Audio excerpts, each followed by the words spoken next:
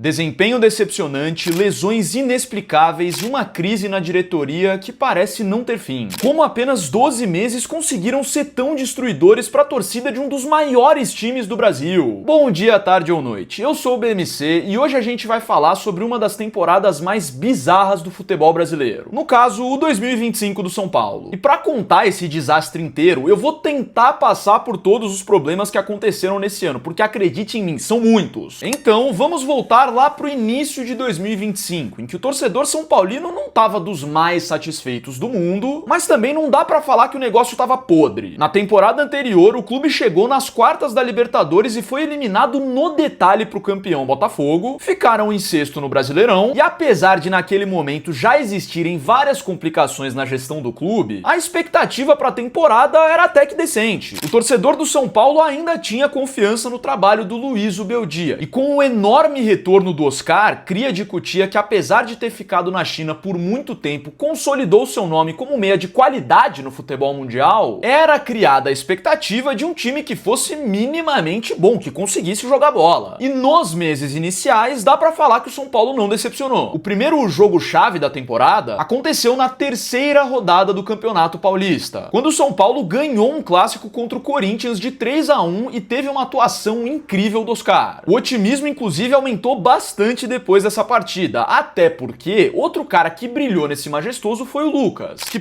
é um ídolo no São Paulo, possui sua história com o clube, mas tinha ficado meio marcado porque naquela eliminação contra o Botafogo em 2024, ele perdeu um pênalti no tempo normal. Então voltar a ver uma boa atuação do Lucas em um jogo grande trazia mais que nada confiança. Seguindo, no resto da fase de grupos do Paulista, o São Paulo terminou como líder do seu grupo, fazendo uma campanha normal e foi pro mata-mata. Passou pelo Novo Horizontino nas quartas e foi pra semifinal, momento em que nós chegamos no segundo jogo-chave da temporada, a eliminação pro Palmeiras. A partida em si foi bem mais ou menos, mas primeiro que a meta anual da diretoria de chegar à final do Campeonato Paulista não foi atingida. E segundo que nesse jogo, o torcedor são paulino sofreu com algo que seria um grande incômodo ao longo da temporada: a arbitragem. O Palmeiras venceu por 1-0 com um pênalti muito polêmico, que assim, no campo, sem o VAR, até dá pra compreender a marcação. Afinal, o Vitor Roque deu um mergulho bem convincente pra cima do Arboleda. Mas tendo a ferramenta do VAR, a decisão deveria ter sido corrigida, algo que inclusive foi admitido pela Federação Paulista de Futebol. Além da frustração em relação à arbitragem, veio outra notícia ruim. O Lucas, que como eu havia falado, estava recuperando a confiança, sofreu uma nova lesão que o tiraria por 2 meses. E olha, se fosse só o Lucas fora do time, dava até pra achar uma solução. O problema é que essa lesão seria o início de um buraco sem fim no departamento médico do São Paulo. O Oscar também teve a sua primeira lesão um pouco antes da estreia no Campeonato Brasileiro. E eu quero que você preste atenção em quantas vezes eu vou falar que o Oscar se machucou ao longo desse vídeo. Enfim, sem as principais estrelas do time, o Zubeldia começou o Brasileirão tendo a famosa empatite. O cara empatou 4 jogos seguidos e foi ganhar a primeira partida só na 5ª rodada. Ou seja, o futebol já não era mais aquele encantador. E pra piorar a situação, no meio dessa empatite, adivinha? O Caleri, jogador importante pro time, sofreu uma lesão de ligamento cruzado que o tirou da temporada. Em abril, tá? Em abril, São Paulo perdeu uma das suas principais opções de centroavante. Por mais que, claro, é importante lembrar que o Caleri já não vivia uma grande fase. Voltando pro desempenho do time, o Zubeldia não tava mais convencendo. Apesar de um bom início de campanha na Libertadores, no Brasileirão o negócio não tava legal. E grande parte da torcida começou a achar o Zuba um técnico burro por algumas decisões táticas dentro de campo. Uma hora o cara dobrava a lateral na esquerda, outra hora na direita. O Luciano foi colocado pra fazer uma função de meio armador que não tava rendendo. E o principal de tudo, o time não jogava bola. Não vamos ser hipócrita, né, gente? Se tivesse dando certo, ninguém ia reclamar. Mas os resultados no Campeonato Brasileiro mostravam o contrário. E a derrota em casa pro Vasco no dia 12 de junho foi a gota d'água. Mesmo tendo o respaldo da diretoria, já não existia clima com a torcida. E no jogo final, antes da parada do Mundial, Luiz Ubeldia pediu demissão. Ele largou São Paulo numa ótima situação dentro da Libertadores, porém em 14º no Brasileirão. O treinador chamado para substituí-lo foi um velho conhecido, um cara que já foi motivo de tatuagens dos torcedores tricolores. Hernan Crespo retornava ao Morumbi.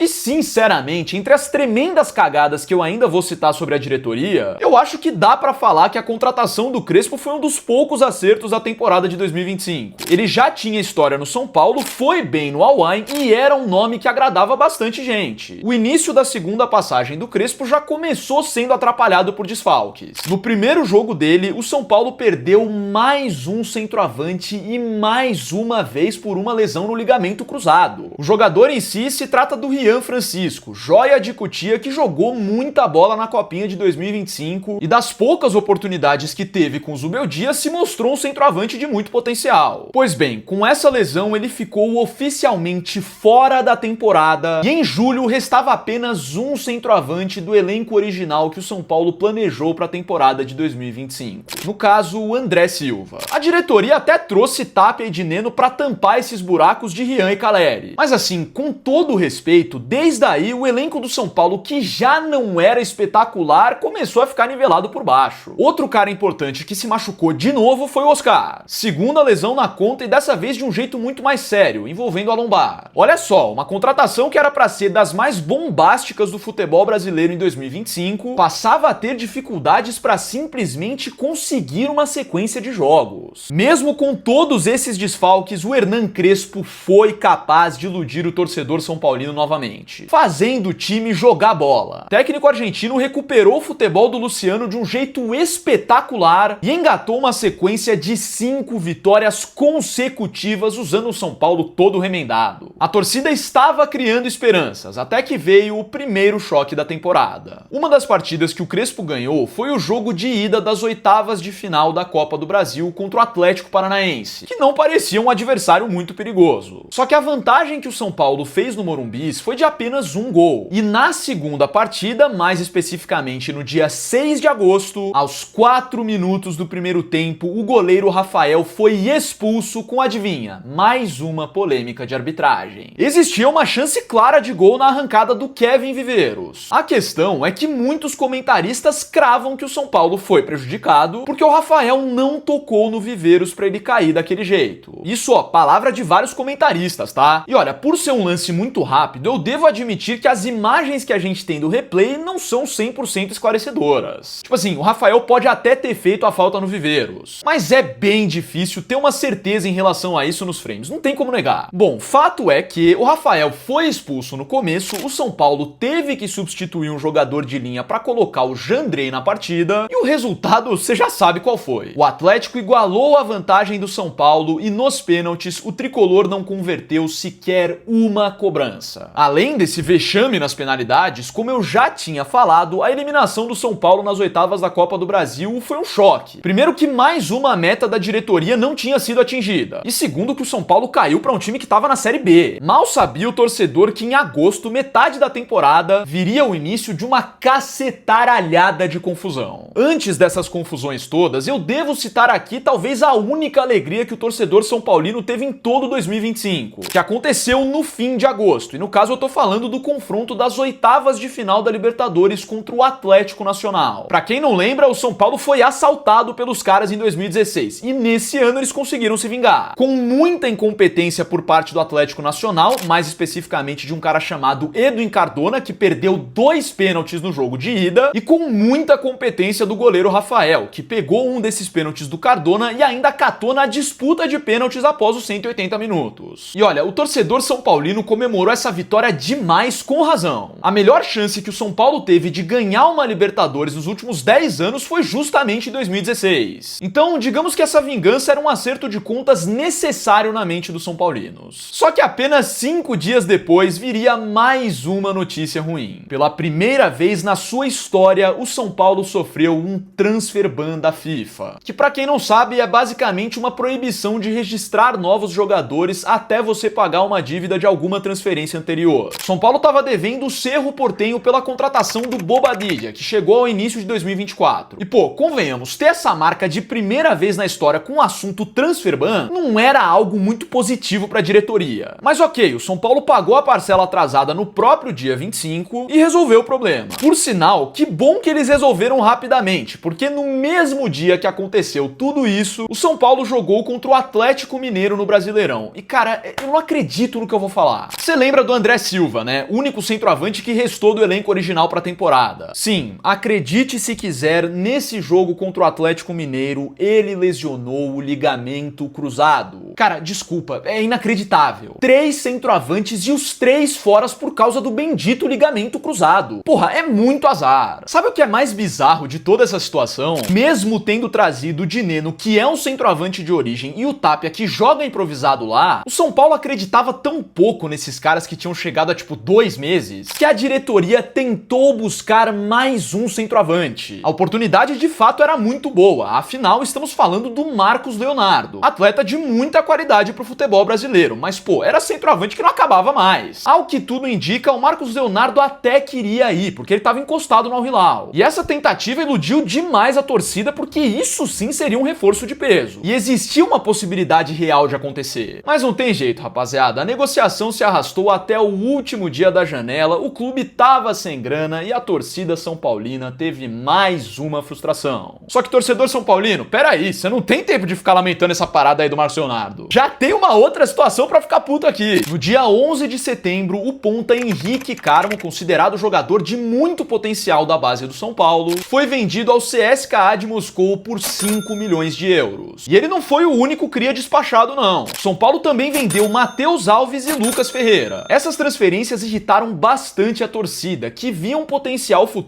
até mesmo de venda muito maior do que a grana que fizeram com os moleques. Se você compara com as vendas recentes da base do Palmeiras, por exemplo, dá pra entender um pouco o lado da torcida, ainda mais pensando que o time tava sofrendo com um monte de lesão. Enfim, voltando pro futebol, no dia 19 de setembro, o São Paulo teria o seu primeiro jogo das quartas de final da Libertadores. E novamente, o adversário não parecia tão perigoso assim. Apesar da LDU ter a arma da altitude, o Crespo ainda tava bem na fita, dava pra passar. Só que logo no primeiro jogo lá no Equador, apesar de fazer uma boa partida, criando até chance clara de gol, o São Paulo tomou 1 a 0 logo aos 14 minutos e entregou um gol no segundo tempo, saindo derrotado por 2 a 0. E nesse caso especificamente, a certeza era tão grande que o São Paulo tinha perdido por susto, que era praticamente consenso entre os torcedores que no jogo da volta o time ia fazer o resultado e avançar para a semifinal. Pois é, meus amigos, o São Paulo não só foi eliminado no Morumbi, como também perdeu o jogo em casa, tendo mais chances bizarras desperdiçadas. A meta da diretoria na Libertadores de chegar até as quartas de final até foi atingida, mas é claro que a torcida ficou indignada com a eliminação. Os caras fizeram festa, lotaram o estádio, criaram esperança, e em contrapartida o São Paulo sequer marcou um gol no confronto inteiro. Acontece que além da eliminação frustrante, essa derrota para a LDU foi um ponto-chave na temporada, porque evidenciou vários problemas que o São Paulo tinha em 2025. Primeiro que as contratações feitas para repor os desfalques estavam muito abaixo do nível que o São Paulo costuma ter. O Tapia e o Dineno começaram esse jogo no banco, e o Rigoni, outro cara trazido no meio da temporada, teve uma atuação patética. E não, eu não tô exagerando. Deu pra ver bem nesse jogo o quanto essa contratação não fez sentido. Segundo, que o Lucas Moura, que tava sumidaço por conta de lesões, até entrou nessa partida contra a LDU. Mas deu pra ver que o cara tava jogando no sacrifício, o negócio não tava legal no departamento médico. E terceiro e mais importante, na coletiva pós-jogo, o Crespo disse que o Oscar não estava treinando com o time do São Paulo, porque a lesão que ele sofreu foi muito séria. Só que, nessa mesma semana, dias antes, o próprio site do São Paulo divulgou que o Oscar tinha sim treinado. Ou seja, uma grande confusão de informações dentro do clube. Pouco tempo depois, o Crespo até corrigiu a fala, explicando que talvez o Portunhol não tinha sido tão claro e que o Oscar tava treinando, mas sem intensidade. Mas pô, pegou mal essa confusão pra diretoria, né? E agora, meus amigos, acho que dá pra falar aquela clássica frase: daqui pra frente o negócio só piora. Mas calma aí, antes da gente continuar, posso só pedir pra você deixar o like? Eu e meu editor estamos tudo fudido aqui, virando noite pra fazer roteiro, editar, entregar um vídeo legal. Então mostra pra gente que você tá gostando, se tiver, claro. Aperta esse botãozinho aí que é uma parada muito importante pra que nós tenhamos feedback. Se puder se inscrever, então, pô, tu é gênio. Enfim, voltando pro nosso tópico, após a eliminação classificação da Libertadores, o torcedor são paulino passou mais raiva. E agora vamos fazer um joguinho. Você vai adivinhar se foi por causa de lesão, diretoria ou arbitragem, pode ser? Se você falou arbitragem, parabéns, você acertou. Em um dos últimos grandes jogos da temporada, no caso um choque-rei contra o Palmeiras que tava brigando pelo título do Brasileirão, o São Paulo abriu 2-0 no Morumbi e no segundo tempo tomou uma virada de 3-2. E aí você me fala, ué, mas isso aí foi incompetência dos jogadores. De fato, foi mesmo. Acontece que no começo do segundo tempo, o São Paulo teve um pênalti claríssimo não marcado, que poderia ter gerado um placar de 3-0 e praticamente aniquilaria a possibilidade da virada. Claro que o time do São Paulo teve muita responsabilidade nessa virada bizarra, mas veja bem, nessa altura do campeonato, irmão, o torcedor são paulino não esperava mais nada do time. Depois que os caras pipocaram contra a LDU, não tinham nem jogador direito pra entrar em campo, venderam a galera da base a preço de banana, o que seria mais uma decepção. Agora, por outro lado, perder mais um jogo importante com mais uma polêmica de arbitragem prejudicando o São Paulo, pô, não dava. O torcedor são paulino já tava cansado dessa história em 2025. A única coisa minimamente positiva desse jogo contra o Palmeiras foi que pela segunda partida seguida o Oscar tinha voltado a ser relacionado e aparecia no banco de reservas. Ele nem entrou no jogo, mas querendo ou não, temos que entender que isso era uma das poucas coisas que alegravam a torcida naquele momento, até porque não vamos esquecer que o Oscar é um jogador de muita qualidade. Dito isso, uma semana depois da partida contra o Palmeiras, mesmo sem sequer ter entrado em campo, o Oscar sofreu uma nova lesão na panturrilha. E cara, eu acho que você não tem noção do quão bizarra é essa sequência de lesões do Oscar. Em um ano de São Paulo, o cara perdeu mais jogos do que nas últimas 10 temporadas juntas. E nesse ponto, por mais que a torcida gostasse, ficasse com dó do Oscar, ele tinha um dos maiores salários do elenco e não jogava. Então passava a ser mais um fator irritante. Como forma de protesto da torcida direcionado à diretoria, a média de público do Morumbi caiu drasticamente, e os resultados do São Paulo também. As derrotas seguintes para Grêmio e Mirassol só geravam um sentimento de, irmão, acaba a temporada logo. O clima deu uma amenizada porque por conta de uma série de shows e acordos comerciais, o São Paulo teria que obrigatoriamente mandar a reta final dos seus jogos na Vila Belmiro. A busca pela vaga na Libertadores seguia, e com os brasileiros indo bem em competições sul-americanas mais a galera da Copa do Brasil, existia a expectativa de fechar essa sombria temporada com uma classificação para a Libertadores de 2026. O que estaria ótimo depois de tanta merda. São Paulo ganhou uns jogos, perdeu outros e parecia que a temporada terminaria de um jeito morno. Mas é aí que nós chegamos no dia 27 de novembro de 2025, quando o São Paulo perdeu de simplesmente 6-0 do Fluminense. E aí, cara, esquece vaga na Libertadores, meta da diretoria, objetivo anual. Isso foi um vexame assim inexplicável, inaceitável e inacreditável, independente da situação. Agora, se eu te contar que o jogo ficou mais marcado por outra coisa além do resultado, você acredita? Na entrevista pós-jogo, o Luiz Gustavo deu uma declaração em que ele meio que jogou a merda no ventilador. Não citou o nome de ninguém, mas quis dizer algo do tipo assim: irmão, beleza, nós jogadores somos uns merdas, não dá pra perder desse jeito, mas a gente levar toda a culpa por esse clube estar uma bagunça nos bastidores não é justo. A frase que aí sim foi falada por ele, abre aspas, acho que esse clube merece de uma vez por todas começar a ter uma direção, fecha aspas, resume bem a situação aqui. E cara, parece que essa entrevista do Luiz Gustavo abriu um portal de podridão nos bastidores do São Paulo. Como se o cara tivesse cutucado e estourado um vespeiro mesmo. Logo depois desse jogo, membros da diretoria do São Paulo deixaram seus cargos e coisas absurdas sobre o clube começaram a ser reveladas. Primeiro, o GE publicou que pessoas de dentro do São Paulo estavam comercializando um camarote que pertence ao clube. O que, caso você não saiba, é ilegal. Então assim, nos shows, até onde nós sabemos por enquanto, a galera tava pegando um camarote do São Paulo e fazendo dinheiro em cima dele. No caso, fazendo dinheiro pra si mesmo, não pro clube. E olha, os nomes envolvidos nessa investigação não são pequenos não, tá? Tem diretora de eventos, diretor da base. Negócio feio e preocupante, cara. Porém, mais uma vez, vez, o torcedor são paulino não teve nem tempo de processar esse primeiro escândalo, porque pouco tempo depois, uma reportagem do UOL revelou que um médico do São Paulo estava comercializando sem uma autorização direta da Anvisa canetas emagrecedoras indicadas para tratamento de obesidade e sobrepeso. No caso, ele estava indicando as canetas para atletas do próprio clube, já incluindo também um fornecedor que entregava o medicamento em inglês, sinal de que ele não havia sido adquirido aqui no Brasil. E assim, esse cara do São Paulo, o nutrólogo Eduardo Hauen, até se defendeu das acusações, argumentando que ele não estava fazendo nada de errado e que o medicamento em si, o Mounjaro, é permitido aqui no Brasil, além do fato de apenas 2 jogadores do São Paulo terem utilizado para tratamento. Mas novamente, independente dessa defesa e das argumentações do cara, de acordo com o UOL, essa recomendação ocorreu sem o conhecimento de vários profissionais da área de saúde do clube, algo que só escancarou mais ainda a crise interna dentro do São Paulo. E claro, foi uma notícia ruim para os torcedores, principalmente considerando que o departamento médico foi o maior problema do São Paulo na temporada. A diretoria então rescindiu o contrato do Eduardo Hauen, mas isso não tranquilizou a torcida de forma alguma. Voltando para os resultados dentro de campo, a possibilidade de vaga na Libertadores foi perdida com o desempenho do time na reta final do Brasileirão e a eliminação de times do G7 na Copa do Brasil. E sinceramente, nada mais podia frustrar o torcedor são paulino. Nesse meio tempo, o Oscar descobriu problemas cardíacos e, ao que tudo indica, terá que se aposentar. O São Paulo fechou o ano com 49 baixas registradas por problemas clínicos, sendo o 5º maior número dentre clubes da Série A. E a notícia mais recente até o momento que eu tô gravando esse vídeo é que a polícia está investigando dirigentes do São Paulo por um suposto desvio de dinheiro na venda de jogadores da base. Os problemas do São Paulo em 2025 saíram do âmbito futebolístico e atingiram um outro patamar. Isso que eu nem citei todos aqui, como o segundo transfer ban que o São Paulo tomou e o atraso no pagamento dos direitos de imagem de alguns jogadores. Infelizmente, não é exagero falar que hoje o torcedor de uma das maiores instituições do futebol brasileiro tem motivos de sobra para se preocupar. Enfim, se você curtiu esse vídeo, não esquece de se inscrever, deixar o like. Ai, calma, antes de ir embora, talvez você também possa gostar desses 2 vídeos que estão aparecendo na sua telinha. Tamo junto, até a próxima e comenta aí a sua opinião.